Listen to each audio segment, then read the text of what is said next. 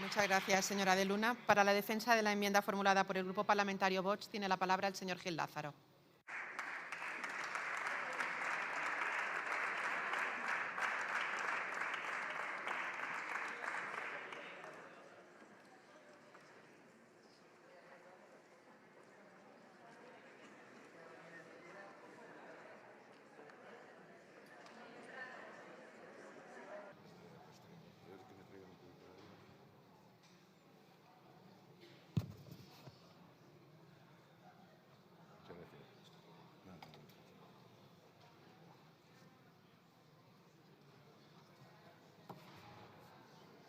Muchas gracias, señora presidenta. Señorías, la reciente muerte en acto de servicio de 2 guardias civiles en la provincia de Huelva, unida al asesinato hace 2 años de otros 2 guardias civiles en el puerto de Barbate, ha puesto de manifiesto la precariedad de medios materiales, humanos y jurídicos con los que cuenta la Guardia Civil y la Policía Nacional en su lucha contra el tráfico. Precariedad de medios que delata la absoluta desidia del ministro del Interior frente a una realidad muy grave, porque todo lo que ha venido sucediendo en estos últimos años, que se ha terminado saldando con la muerte y el asesinato de guardias civiles, había sido advertido previamente al Ministerio por los propios guardias civiles desde hacía mucho tiempo y se hizo caso omiso. Por eso el ministro del Interior es políticamente responsable de lo que está sucediendo y de lo que le está sucediendo en propia carne a miembros de la Guardia Civil y a sus familias. Pero no solamente se ha dado una absoluta desidia y desescuchar las pretensiones legítimas de los guardias civiles, sino que además se han adoptado decisiones que son absolutamente descabelladas y que han producido el que hoy el narcotráfico en el sur de España y especialmente hoy en las provincias de Huelva y de Cádiz se haya convertido en un fenómeno criminal en expansión con una virulencia extrema. Los narcos utilizan medios de los que no dispone la Guardia Civil. Los narcos que no están sometidos a ningún tipo de restricción jurídica, como sí está la Guardia Civil, tanto en el uso de fuerza letal como no letal, están practicando sobre los guardias civiles una violencia inusitada. Y frente a eso es evidente, señorías, que hay que tomar decisiones urgentes. Una de ellas tiene que ver en relación con una de las decisiones adoptadas por el ministro del Interior que han permitido este rebrote criminal del narcotráfico. Porque en septiembre de 2022, inopinadamente, el ministro del Interior decidió desarticular la unidad Oconsur que estaba ganándole, le había ganado prácticamente la batalla al narcotráfico en Andalucía. Y en ese contexto es donde nosotros situamos nuestra enmienda. Porque le hemos preguntado al ministro del Interior desde esta tribuna en reiteradas ocasiones si esa desarticulación por su parte de la unidad Oconsur sin conocimiento previo de la Fiscalía tuvo o no tuvo que ver como consecuencia de la presión marroquí, una vez se supo en mayo de 2022 que el ministro del Interior había sido interceptado en sus comunicaciones, es decir, se conocía por parte de los presuntos autores marroquíes el contenido de sus comunicaciones telefónicas. Y no solamente desarticuló la unidad Oconsur, sino que a partir de ese momento se ha producido toda una desarticulación también de la actividad de los servicios de inteligencia e información de la Policía Nacional y de la Guardia Civil en Marruecos y en otro orden de cosas, en competencia que no es propia del ministro del Interior, pero sí del Gobierno de España, también las actividades del Centro Nacional de Inteligencia. Con Marruecos hay que tener, naturalmente, una política de buena vecindad.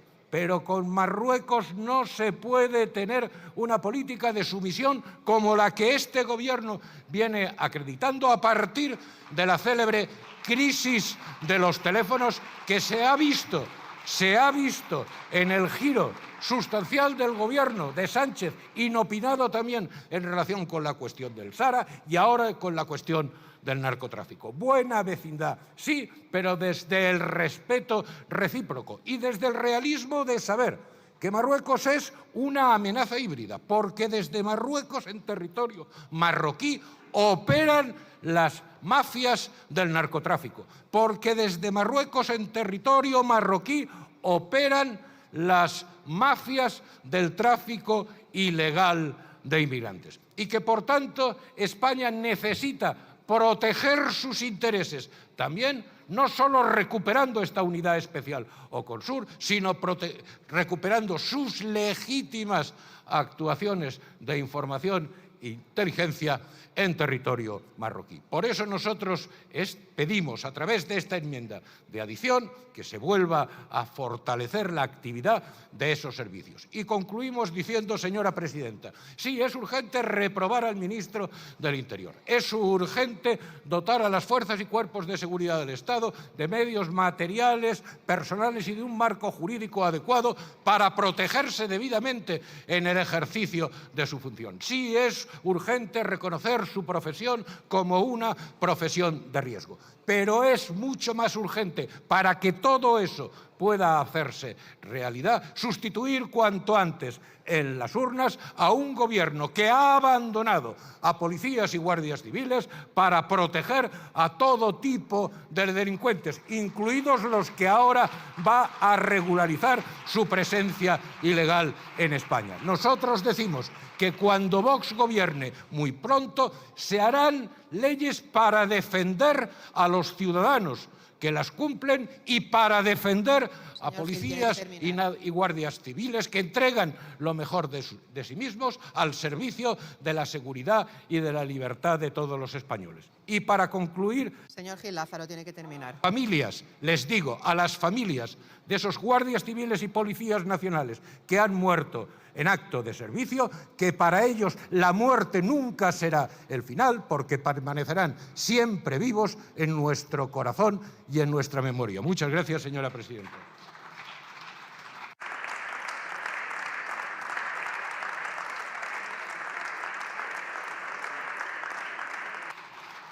Muchas gracias, señor Gil Lázaro.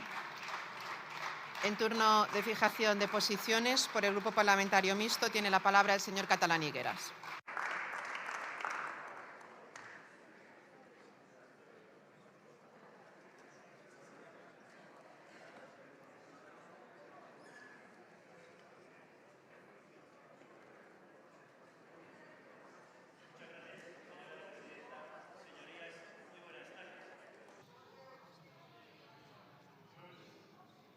Sí, muchas gracias, señora presidenta. Señorías, muy buenas tardes. Miren, pasó de ser un juez admirado a un ministro despreciado e indigno del Ministerio del Interior. Esa es la triste realidad y balance del ministro Fernández Marlaska al frente del Ministerio. Por eso, hoy, la reprobación del mismo es una obligación ética y también democrática. Ha tenido años suficientes para enmendar sus errores y no lo ha hecho. Le ha podido la prepotencia y la soberbia que viene caracterizando a este Gobierno. Hubiese sido un buen vasallo de haber tenido un buen señor. Pero es que, miren, señorías, llama poderosamente la atención que ante la lucha sin cuartel que hay que mantener frente al narcotráfico, el ministro Marlaska siga empeñado en no reconocer ninguno de los errores que ha cometido.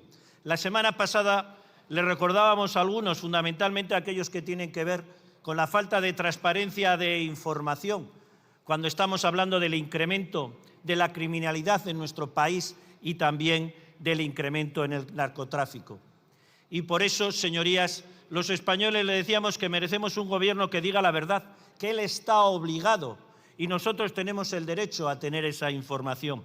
Le decíamos también que en un Estado de Derecho y en un sistema democrático como el que disfrutamos todos los españoles, No se puede permitir en ningún caso que se oculte o se niegue esa información.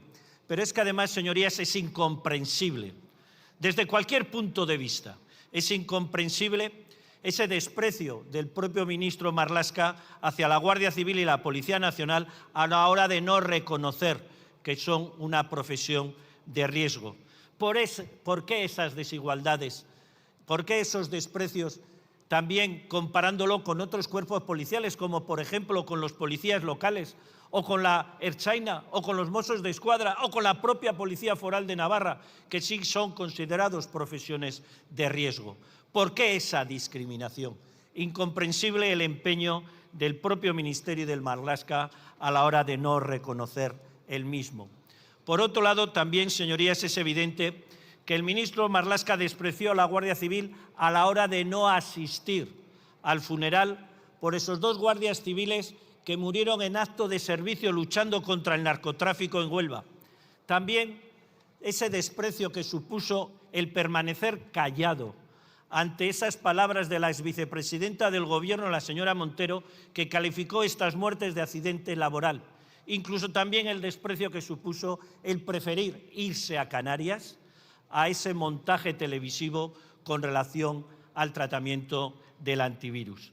Por lo tanto, señorías, otra cuestión que también nos llama poderosamente la atención es cómo el ministro Marlaska ha sido incapaz de buscar el acuerdo y el entendimiento con otras formaciones políticas a la hora de buscar las medidas necesarias para combatir el narcotráfico. Hace unos días la fiscal antidroga de Huelva hablaba y decía que ella era partidaria de sacar a los militares a la mar, de sacar a la Armada, no para buscar la guerra con el narcotráfico, sino como una medida disuasoria.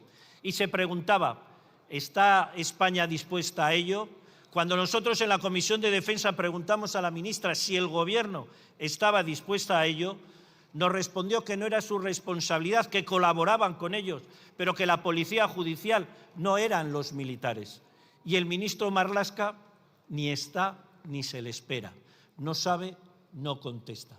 Por eso, señorías, si los principales protagonistas del día a día, los cuerpos policiales, los jueces y fiscales, se muestran tan tajantes y contundentes a la hora de denunciar esta situación de la lucha contra el narcotráfico, a la hora de denunciar la situación que están padeciendo y las medidas que se tienen que establecer, los demás, ¿qué tenemos que hacer? Pues fundamentalmente, aparte de escucharles, exigirles responsabilidades a los que tienen la obligación de cumplir y, sobre todo, y establecer las medidas pertinentes. Y por eso es de obligado cumplimiento que se vayan ampliando las medidas, que se vayan estableciendo aquellas propuestas y aquellas soluciones que fundamentalmente, señorías, vienen de aquellos que están frente al narcotráfico en nuestro país. Y sobre todo, en ningún caso, señorías, en ningún caso se tienen que sentir solos y abandonados, como tristemente está ocurriendo en este momento por parte del Gobierno, del Ministerio y del propio ministro. Muchas gracias. Muchas gracias, señor Catalán. Pel grup parlamentari Junts per Catalunya té la paraula la senyora Madrena Zimir. La senyora Madrena Zimir, pel grup parlamentari Junts per Catalunya.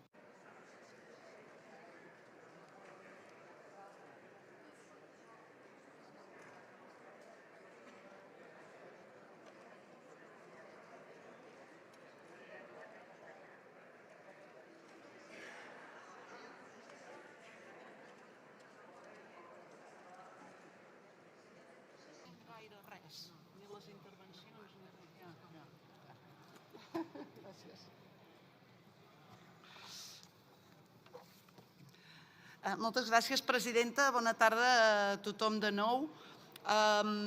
Junts estem molt preocupats amb aquest tema, els Mossos estan molt preocupats amb aquest tema. El narcotràfic ja no és només un problema de seguretat, és una amenaça estructural contra les institucions, l'economia global i contra el funcionament normal de la societat. I el més preocupant és que fa temps que hem deixat enrere la fase de la simple delinqüència organitzada, quan les màfies mouen milers de milions d'euros controlen ports, utilitzen armament de guerra i aconsegueixen infiltrar policies, funcionaris o estructures institucionals, el problema deixa de ser només policial i passa a afectar directament la qualitat democràtica i el funcionament normal de totes les institucions. I això és exactament el que està passant avui.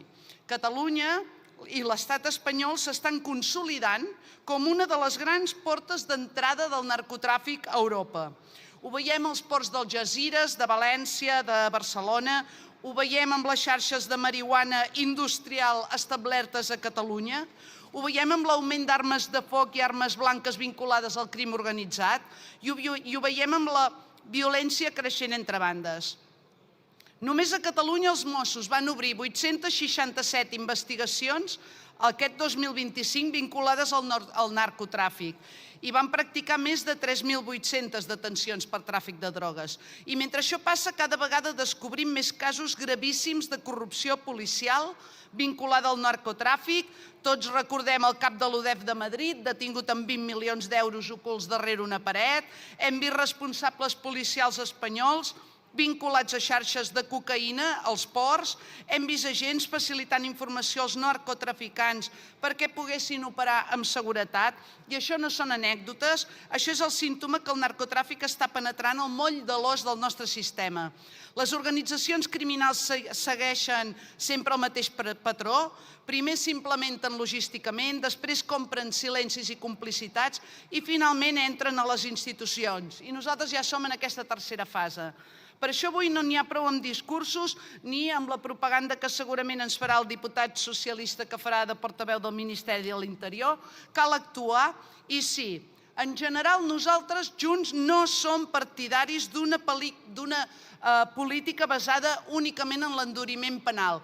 Aquest cas és l'excepció.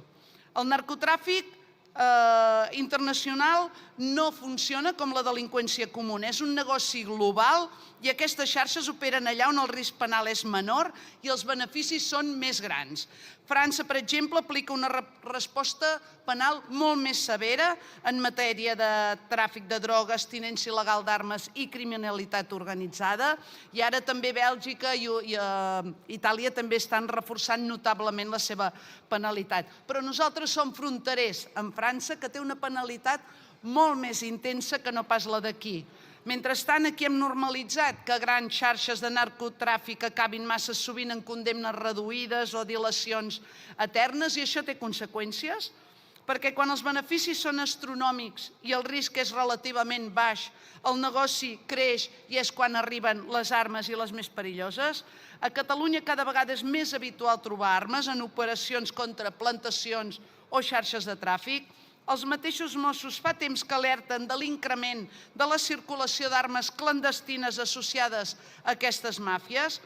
En aquest àmbit, sabem que cal una resposta molt més contundent. Junts creiem que cal més contundència penal contra les grans xarxes de narcotràfic, el blanqueig de capital i la tinença i circulació il·legal d'armes, més recursos tecnològics als ports i fronteres, més intel·ligència financera per atacar el patrimoni de les màfies, més coordinació europea i també més confiança en els Mossos d'Esquadra, perquè és incomprensible que una policia integral com els Mossos encara no pugui actuar amb plena capacitat de coordinació directa amb l'Europol o amb d'altres policies europees en aquesta lluita.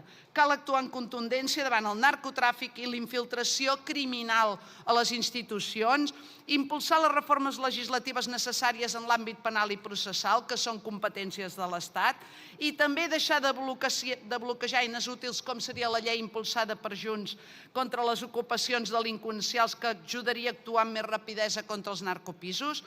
Fins ara, el missatge que l'estat espanyol ha enviat a aquestes organitzacions criminals és de debilitat, i això davant màfies que mouen milers de milions d'euros i intenten infiltrar institucions públiques és un risc gegantí.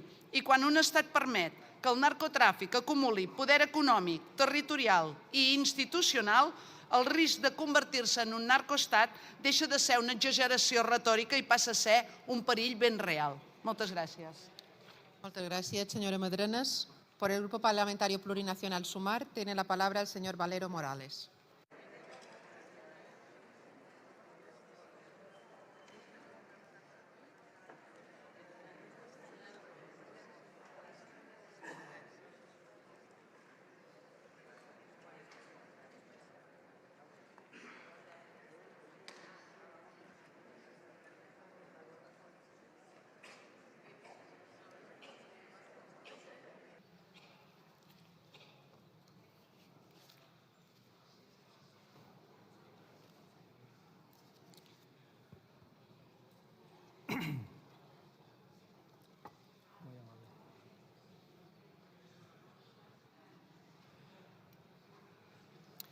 Buenas tardes, señorías. Como se ha dicho, la implantación del crimen organizado es un problema Silencio, serio en por favor. Andalucía, en particular en la Costa del Sol, una actividad mafiosa que tiene cada vez más tentáculos en la economía costasoleña. Según la Europol, es la tercera parte de Europa, la tercera zona de Europa más violenta. Los 150 kilómetros del litoral de la Costa del Sol son un destino todo incluido para el crimen organizado. Sin duda, epicentro en Marbella, que es una sede global del crimen organizado y, según las autoridades policiales, un coworking del crimen organizado. No es casualidad que en este coworking del crimen organizado pues haya destapado una trama corrupta ligada al narcotráfico, investigada por la Audiencia Nacional, en la que estaba implicado el marido de la alcaldesa del Partido Popular de Marbella, policías locales, y por la que piden hasta 18 años de cárcel al hijastro de la alcaldesa por tráfico de drogas y blanqueo de capitales. Los audios de la UDEF demuestran cómo la alcaldesa del Partido Popular facilitaba a su hijastro encuentros con sus ediles para hacer negocio. Este delincuente se jactaba de que controlaba toda la jodida policía. No se puede desligar el narcotráfico de la facilidad que tiene el crimen organizado para imbricarse en el tejido económico e incluso corromper las instituciones. Para luchar contra el narcotráfico, por tanto, lo primero es luchar contra las redes económicas de las mafias. Sin embargo, en la moción del Partido Popular faltan cosas y sobran otras. No hablan de fortalecer la regulación legal en materia de blanqueo de capitales, paraísos fiscales y narcotráfico. No hablan de ampliar los mecanismos de rastreo de patrimonio y entramado societario. No hablan de medidas para la lucha contra la corrupción y, por supuesto, no aportan soluciones que garanticen la seguridad humana allá donde el paro y el abandono son el caldo de cultivo del narco. Voy a las medidas propuestas en su moción. Empiezan con una enorme dosis de demagogia, porque utilizan la muerte de 2 agentes en Huelva para hacer oposición partidista y vincular estas muertes a la falta de medios. Y eso es indecente. Y no engañemos a nadie. El narco siempre irá un paso por delante si solo competimos con medios y con dinero. Las fuerzas y cuerpos de seguridad necesitan derechos, condiciones dignas. Por eso nosotros y nosotras seguimos reivindicando la sindicación de la Guardia Civil, porque quienes se juegan la vida no pueden tener menos derechos laborales. Y ustedes no piden nada de esto. Y si de verdad creen que es una profesión de riesgo, pues demuéstrenlo y apoyen las enmiendas que tenemos presentadas en la Ley de Función Pública para adelantar la edad de jubilación de guardias civiles y policías. Así que menos golpes de pecho y más derechos para los servidores públicos. Pide el Partido Popular refuerzo policial en zonas sensibles. Precisamente el Partido Popular, que en el campo de Gibraltar dejó a las patrulleras sin ni siquiera combustible. Así fue, aunque ustedes no lo quieran reconocer. Por el contrario, el Gobierno de coalición sí ha reforzado los dispositivos, pero es obvio que solo mediante el refuerzo policial no es suficiente para combatir el narcotráfico en zonas asoladas por el paro, por el abandono y estigmatizadas. El campo de Gibraltar lidera las tasas de paro del conjunto del país y ahí es donde las redes criminales actúan como motores económicos informales cuando no hay alternativas laborales. Esa es la economía del narco.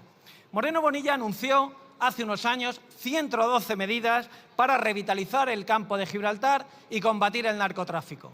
No ha avanzado ni un solo centímetro en esas medidas urgentes de sanidad, educación, empleo y servicios sociales. Proponen ustedes el refuerzo de unidades especializadas contra el crimen. Nosotros y nosotras estamos de acuerdo en incrementar las plantillas. Pero, de nuevo, se olvidan de reforzar Fiscalía, Agencia Tributaria e Inspección Financiera. Ustedes no persiguen el dinero que llena de combustible las narcolanchas, señorías del Partido Popular.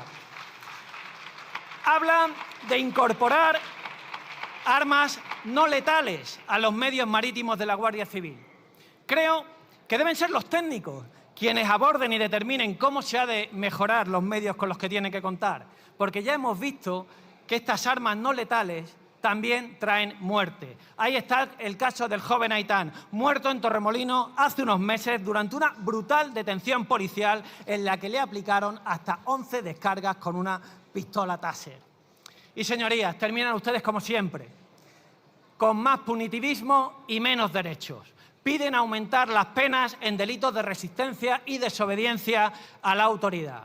Esta medida es inútil para combatir el narcotráfico, pero muy útil para limitar la protesta social y para reforzar una idea autoritaria del Estado. Si de verdad quieren combatir el narcotráfico, persigan la corrupción, persigan el blanqueo, persigan el dinero negro, porque las narcolanchas no se mueven solas, las mueve el dinero negro.